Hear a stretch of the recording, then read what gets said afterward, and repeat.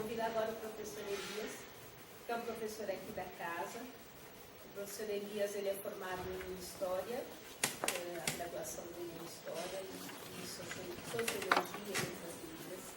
Ele é doutorando pela Pontifícia Universidade Católica também, e fez o seu mestrado também na Pontifícia Universidade Católica, e hoje é um professor aqui da casa, que muitos de vocês são alunos dele. E o estar aqui, né, a presença do professor Elias aqui na nossa universidade é uma mostra de que as barreiras vêm sendo abertas, mas que nós temos a nossa parte também enquanto ouvinte, porque não adianta a gente falar que é uma luta sozinha, né? Todas as lutas de minoria são lutas sociais, não lutas de um lado só. Então eu queria convidar o professor Elias para fazer a sua palestra para nós.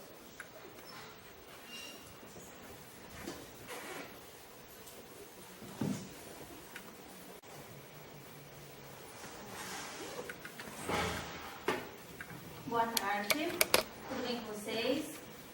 Este é o meu sinal na língua de sinais. Meu nome é Elias. Eu agradeço a presença de todos vocês aqui hoje.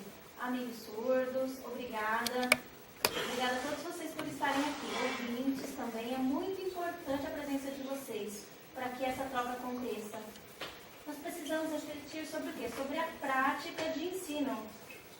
Como que é essa relação do aluno surdo, como que é a relação do ensino do aluno surdo, do professor, como que é feita essa troca? Então eu vou falar sobre isso para vocês. Recursos metodológicos, didáticos, para ensino de alunos surdos, no ensino fundamental e médio. Pode passar o slide, por favor. Qual é o objetivo desse caminho bilíngue, das escolas bilíngues? É o quê? É a prática e também as estratégias de ensino nesse ensino, para que o conhecimento possa ser passado para esses alunos. Como que isso ocorre? Como que é feita essa inclusão? Como que vem esse contexto? Mas a inclusão é em outro contexto. Nós estamos pensando agora nos recursos tecnológicos e metodológicos. O meu foco aqui é explicar sobre o bilinguismo. Primeiramente, nós precisamos entender como que é feito esse ensino, divulgar esse ensino é importante também, mas como que é para o surdo? Por ouvinte, tudo bem, mas para o surdo, como que se dá esse conhecimento? Se ele consegue aprender, é capaz também? Com certeza, e nós vamos ter algumas interações de perguntas e respostas e valorizar a pessoa surda também. Então nós vamos refletir um pouco sobre o quê? Nós não podemos esquecer da trajetória do surdo para chegar até aqui. Não é só oralismo, passou pelo oralismo. Agora nós vamos falar sobre um conteúdo realmente válido. Infelizmente teve alguns atrasos devido ao oralismo. E com certeza essa história ela foi significativa, nós não podemos apagar, mas essa história está mudando. Pode passar o slide. Esse autor, ele fala sobre o quê? A didática e o conteúdo e a relação do contexto da prática e da teoria. Não é só o conteúdo e não é só a prática. As duas elas estão relacionadas. Isso tem que estar dentro de cada indivíduo. As estratégias do professor e qual é esse papel desse professor nas discussões da sociedade para a cultura surda, para que entenda as interações e que o surdo é capaz. O conteúdo ele precisa sempre estar relacionado com a prática.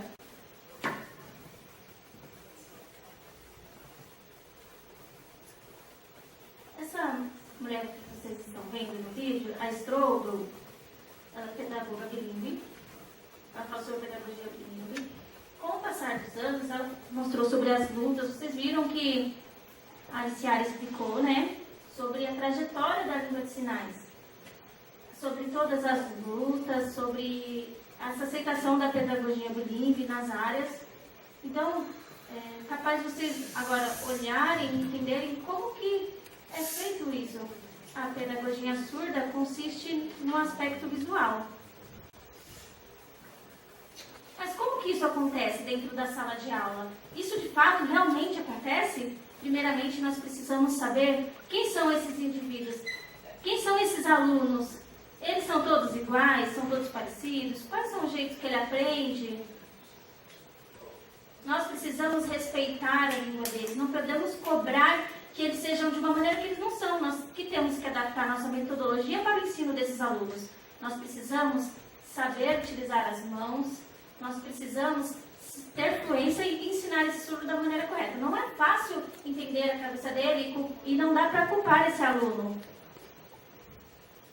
Nós precisamos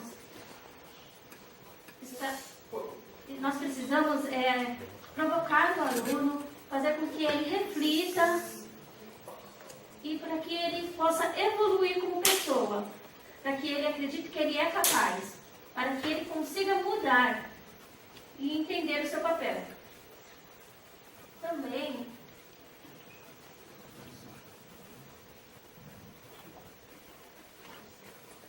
Também em relação à diversidade das pessoas dentro da escola, fora da escola, como que isso acontece? Nós precisamos respeitar o aluno, saber da diversidade dentro da escola e saber que a vida das pessoas são diferentes, as pessoas são diferentes. Aqui é um local seguro para aprender, mas de fora, como serão essas trocas, esses relacionamentos? Cada um tem o seu conhecimento. Não é só a Libras, não é só o conteúdo, não é só a sua história, tudo tem que estar junto, integrado. E as pessoas, elas não são iguais. E o modo de ensino também não. Por isso, nós precisamos fazer essa interação. Pode mudar o slide, por favor. Ensino Fundamental 1. Ensino fundamental, o que acontece? Precisamos de estratégias. Pode me passar o slide.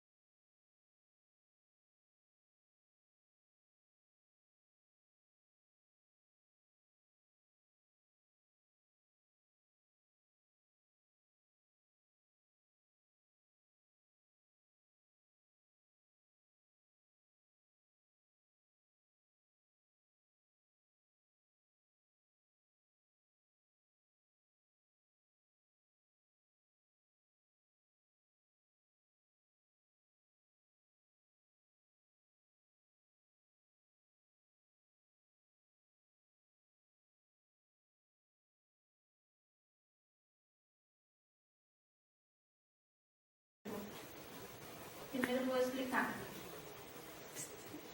A Chapeuzinho Vermelho.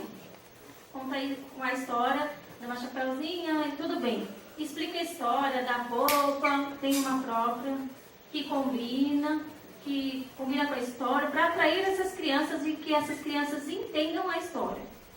Isso também tem que estar unido com o quê? Não somente a roupa, mas com o conteúdo. Então não adianta somente a parte visual, mas também como que isso será passado para esse aluno. Tem outros vídeos também, dos 3 porquinhos, com a foto, que está ali para vocês verem, que explica algumas coisas também. Tem a história, as fotos. Dá para trabalhar com material impresso, com vídeos. Também o terceiro vídeo é uma outra história que dá para vocês verem através de fotos, que mostra a imaginação. Dá para fazer adaptações de como que é feita essa incorporação. Por exemplo, um navio. O fundo do mar, o navio. Como que é feito as brincadeiras, a incorporação, para passar isso, para mostrar essa ilustração no corpo, essa incorporação para os alunos, para provocar os alunos, fazer essa brincadeira, que combine com a idade adequada desses alunos do ensino fundamental. Não tem um único modelo.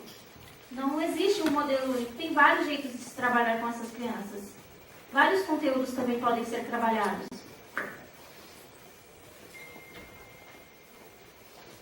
Agora eu iria explicar para vocês sobre a leitura do mundo precede a leitura da palavra. Do 1º ao 5º ano, no ensino fundamental, a pessoa precisa aprender a ler, escrever. É imposto isso? Às vezes o mundo impõe que precisa saber ler, escrever, que precisa aprender, porque é muito importante. Mas não entende que a Libras também é importante para o aluno surdo. Por quê? Em casa, a maioria da família é ouvinte. Os amigos, a criança, ela nasce ouvinte, a família dela, ela vai respeitar ela, ok. Mas ela é o único surdo.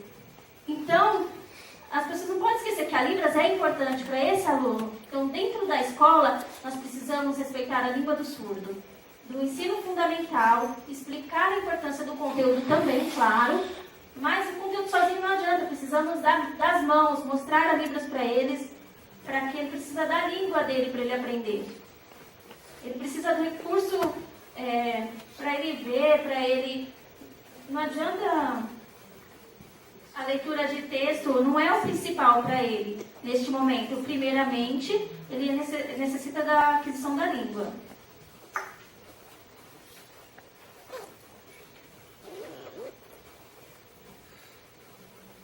É pela língua que a pessoa vai se desenvolvendo e evoluindo.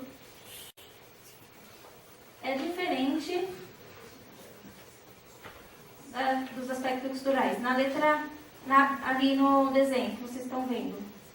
Se você pensar no ar de amor, por favor. Por exemplo, amor, este é o sinal, amor. Ok. Não tem o A. Na Libras e na escrita é diferente. O elefante, por exemplo, é totalmente diferente a escrita. Os parâmetros são diferentes. Não é igual a escrita. A palavra é diferente. O português é uma coisa. A Libras, o aluno, ele precisa evoluir primeiramente na língua de sinais. Conhecer os parâmetros, saber como são as vogais. Ele pode, primeiramente, aprender a Libras e após ele começar simples, escrever coisas simples, palavras simples. E após isso, ele vai praticando e progredindo. Não tem condições de impor para que esse aluno ele saiba escrever. Nós precisamos entender que eles são pessoas diferentes. Por exemplo, macaco, a palavra é diferente na língua de sinais.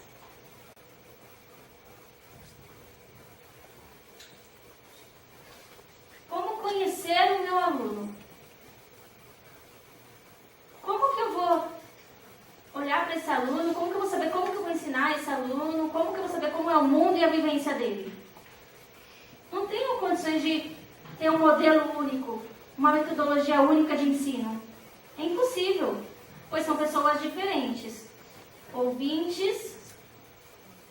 ouvintes, por exemplo, têm o acesso auditivo. Ok. O surdo, por sua vez, é visual. O surdo, ele aprende por meio da gramática do português, ele consegue acompanhar as palavras. O surdo, por sua vez, como que ele pega isso? Pelos parâmetros da Libras. Isso é uma forma diferente. Os ouvintes, eles... É diferente o modo de visão do surdo e do ouvinte. Pode mudar o slide, por gentileza. Então, nós precisamos refletir. Para refletir, para entender e respeitar a cultura. Tanto a prática, para quê? Para conseguir explicar a língua de sinais para esse aluno, a tradução, não é de textos, nós não estamos falando de texto, nós estamos falando de estratégias diferenciadas, de conceitos diferenciados. Não adianta explicar o conceito só para o surdo, tudo precisa estar relacionado, tudo precisa ter um contexto para que esse aluno ele aprenda o conceito. Ensino Fundamental 2. Começa a partir do 6º ano. E começa a preocupação da escrita. Como que esse aluno vai entender? Como será essa troca? Começa a ser cobrado, imposto que ele saiba. Por exemplo, para a leitura. Dá para direto a pessoa ler, fazer um texto e cobrar que ela faça uma redação, um texto? Por quê? As crianças elas vão se desenvolvendo visualmente, o surdo. E após, vai adaptando, pode ser por fotos, por meio de... Por exemplo, pode utilizar imagens, perguntas e atividades em libras, e juntamente com algumas palavras, para que eles venham a aprender. E após, começa a cobrar essa escrita, mas inicialmente tem que ser a Libras por meio de estratégias, para que depois ele consiga fazer esse texto. Inicialmente vocês têm que ir auxiliando e arrumando estratégias, ferramentas para trabalhar com esses alunos. Vocês precisam entender o quê? Que não tem um modelo de ensino, vários gêneros textuais, que precisam ser feitas adaptações para a escrita. O texto, às vezes, tem textos que são menores, às vezes tem textos que são grandes, e o surdo fica desesperado. Como que ele vai conseguir entender isso, fazer um texto grande? E aí, precisa ser texto mais curtos. O aluno precisa entender o que é pedido, entender o conteúdo, e você tem que explicar se cada um entendeu, se cada um está tendo acesso às informações. Nós precisamos preparar de acordo com o contexto da sala de aula, para que o aluno ele entenda e consiga acompanhar. E também contextualizando com tudo que ele já viu. Aqui é um exemplo que eu vou mostrar para vocês sobre a leitura, sobre a natureza. Eu pergunto para vocês, o que está ali? Vocês vão me dizer, é uma árvore, natureza, ok. O que tem? Tem grama, tem o sol, ok. Estou vendo, tem o sol, tem mais o quê? Tem pássaros. Mas por que aparece a imagem daquele homem ali com tudo derrubado, desmatamento? Por quê? Vocês vão me responder. Porque ele é uma pessoa má? Mas por que ele é uma pessoa má? Não, porque ele derrubou a árvore. Então, vai fazendo perguntas e provocando o aluno para que ele tenha reflexões e com base nesse tema, a natureza. Para que ele possa entender e, posteriormente, ele conseguir explicar e se aprofundar também no assunto sobre a natureza, como ocorre o desmatamento, sobre o meio ambiente, como que é feito essa destruição desse meio ambiente, e mostrar que são conceitos diferentes. e após ele entender o conceito, aí sim dá para ele mesmo explicar. Então, a cultura do surdo e do ouvinte são culturas diferentes. E nós muitas vezes nos preocupamos com o conceito e depois contexto. Mas com o surdo a gente tem que trabalhar de uma forma diferenciada. Vocês estão vendo as imagens ali, dá para fazer algumas adaptações do texto para a imagem. Tem a leitura de um texto e fazer uma adaptação para uma imagem. Então, ao invés de ter um texto, vamos trabalhar com imagens. Isso é capaz de ser feito.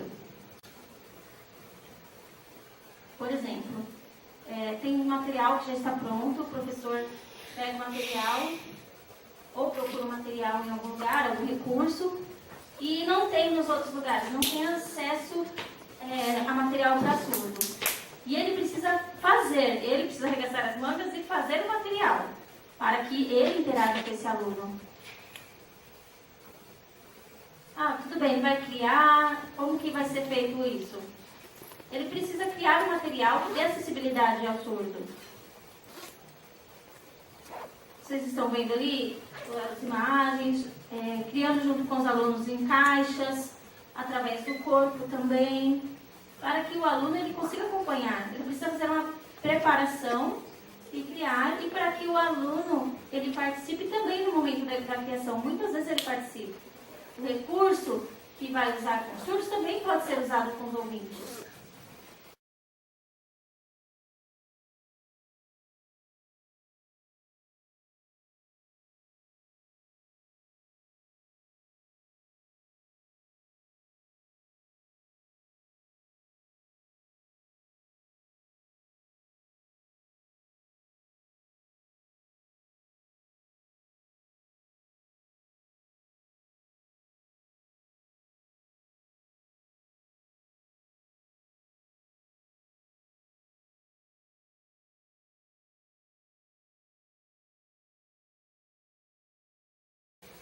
Aqui é uma aluna que ela estava brincando dentro da sala de aula.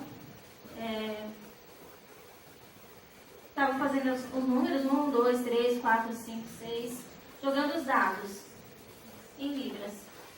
E aí tinha lá os dados com os números em libras e material próprio para ele, que foi criado próprio para ajudar no ensino desse aluno. Eu li o material e nós precisamos mostrar como se fosse de forma teatral para esse aluno surdo. Para quê? Mostrar para ele os objetivos, o significado, a significância do que está sendo representado na sala de aula.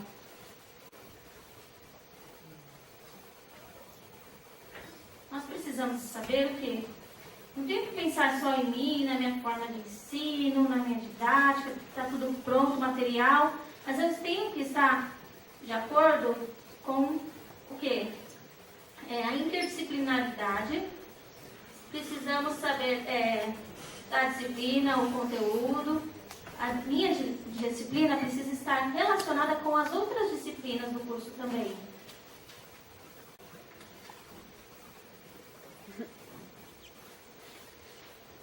Essa foi uma atividade feita no passado, anteriormente, com alunos do curso da Geografia. O tema era sobre relevo. Mas o que significa relevo? Então, eu pedi para que os alunos desenhassem, e voluntários me respondessem e me mostrassem através do desenho. Poderiam mostrar para a sala também o que significa, o modelo que vocês fizeram. E aí, a partir disso, pensaram, o relevo é montanha? Não é bem isso. É uma cordilheira? Não, é diferente também.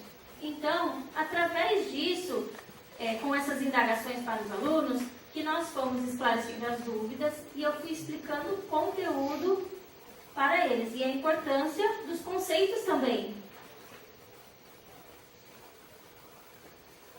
A palavra depressão é só esse sinal? Mas o que significa? O que é isso? Para as crianças, dentro da disciplina de geografia, depressão significa outra coisa. Então, talvez eles conhecessem depressão só essa que eu mostrei para vocês.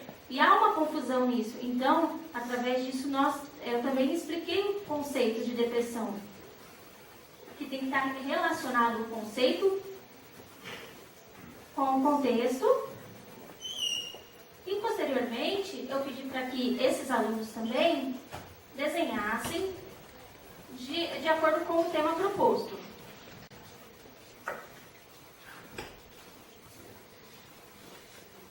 Eu trouxe Vygotsky, por quê? Com qual objetivo? Porque através dele nós possamos ver algumas coisas de relacionamento e aprendizado para o crescimento e desenvolvimento também. Porque na teoria dele, ele fala o quê? Que a pessoa se desenvolve a partir da relação com o outro. Pode mudar. Ali são grupos de trabalhos para que eles preparassem o material, criassem alguma coisa.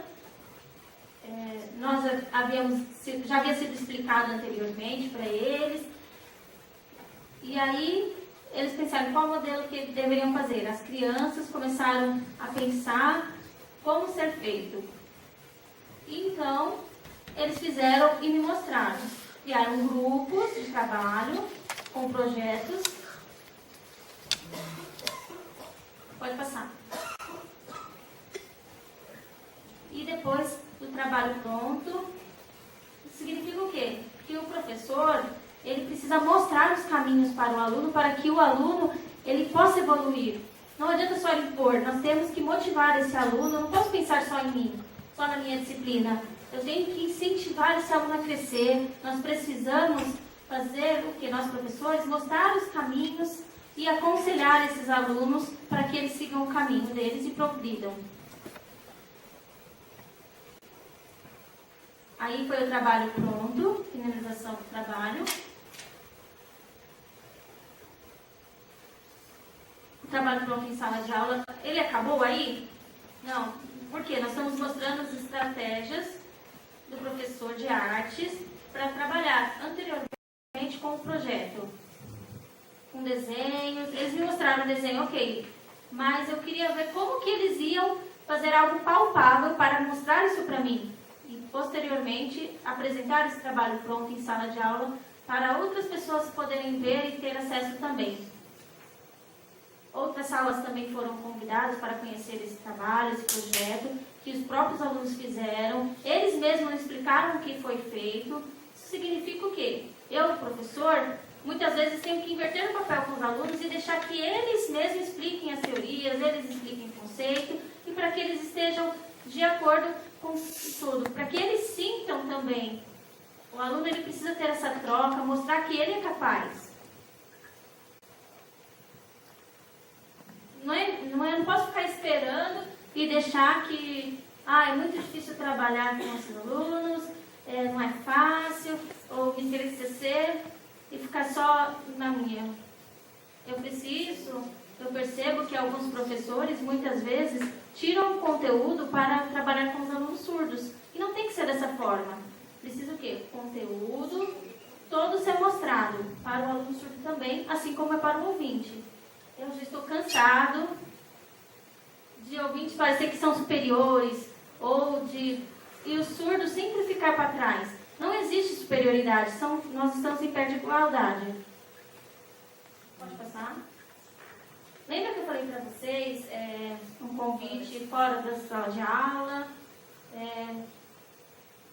o que o professor explicava, o conteúdo.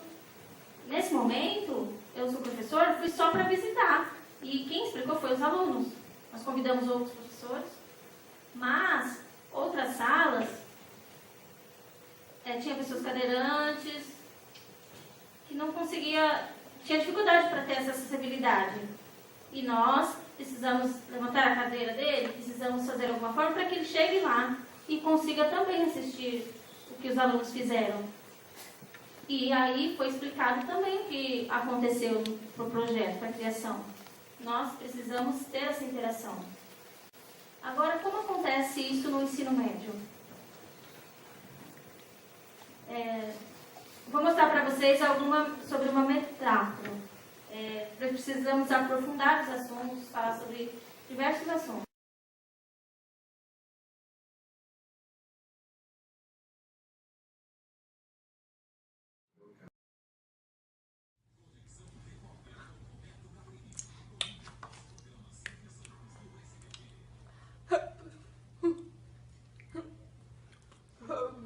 Eu queria copiar essas músicas.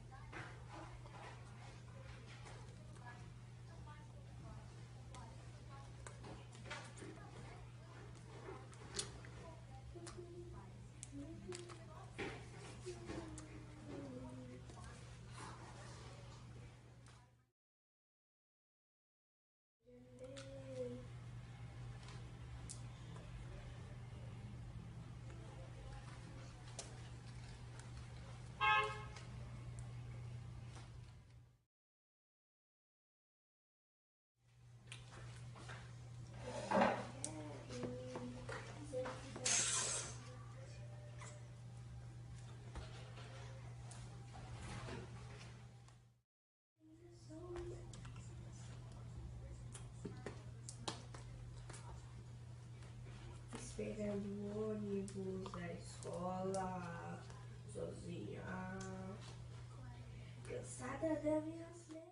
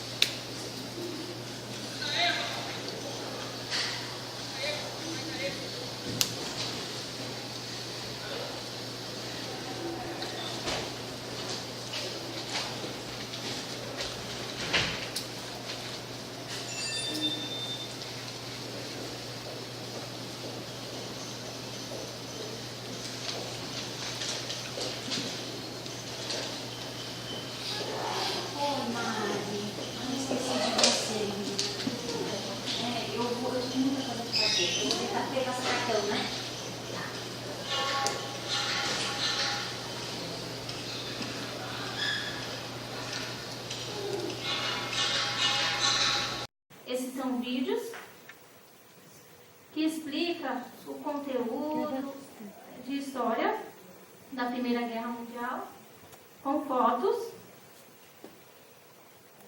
Qual o papel da mulher na sociedade, nesse momento histórico. Explica através também de fotos a luta, o sofrimento, as destruições que teve na época. Então, nós mostramos o conteúdo para esses alunos.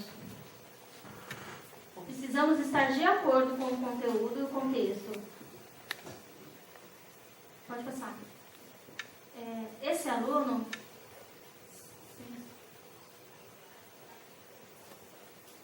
Isaac. Este é o sinal dele, na língua de sinais. Ele apresentou o vídeo falando sobre o quê? Ele fez uma atividade, respondeu atividades através do vídeo.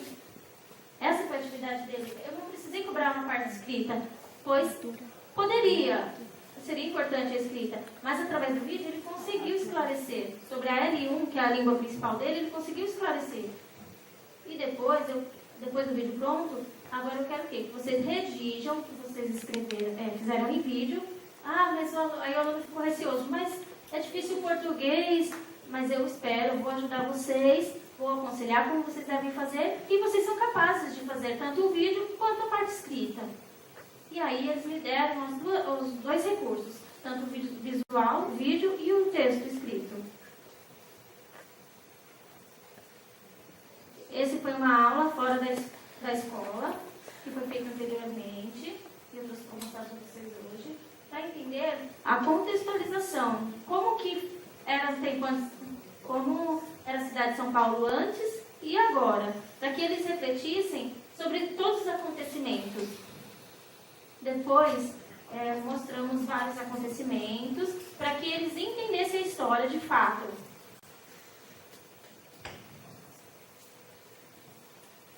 Esse autor, ele explica sobre o quê? Como é a forma de avaliação para os surdos. Como que eu vou avaliar esse surdo? Qual a nota que eu vou colocar para esse aluno? Eu vou pôr nota azul, vermelha?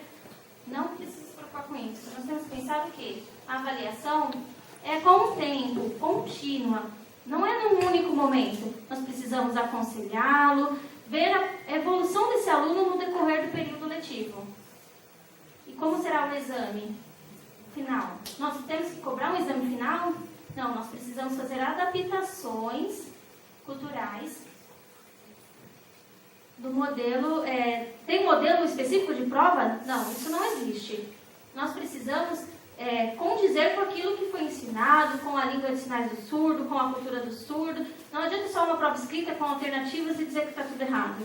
Nós precisamos ver a avaliação dele durante o decorrer do ano. Nós precisamos acreditar nesse aluno surdo. Por favor, vocês poderiam ler? Posso ler? Assim sendo, atuações dos professores nas utilizações de recursos metodológicos didáticos para ensino de alunos surdos, fundamental e médio, e em processo de avaliação.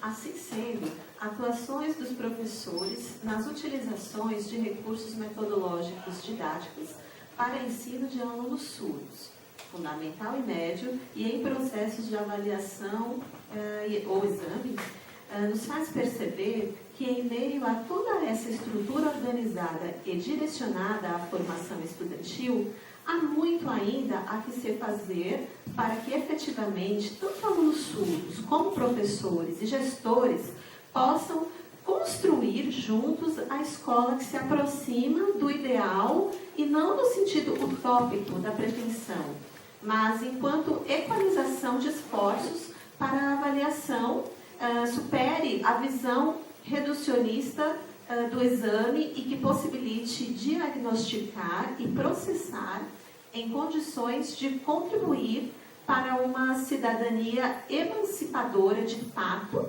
e de direito a todos os envolvidos no processo. Citação de Elias Paulino da Cunha Júnior, o professor.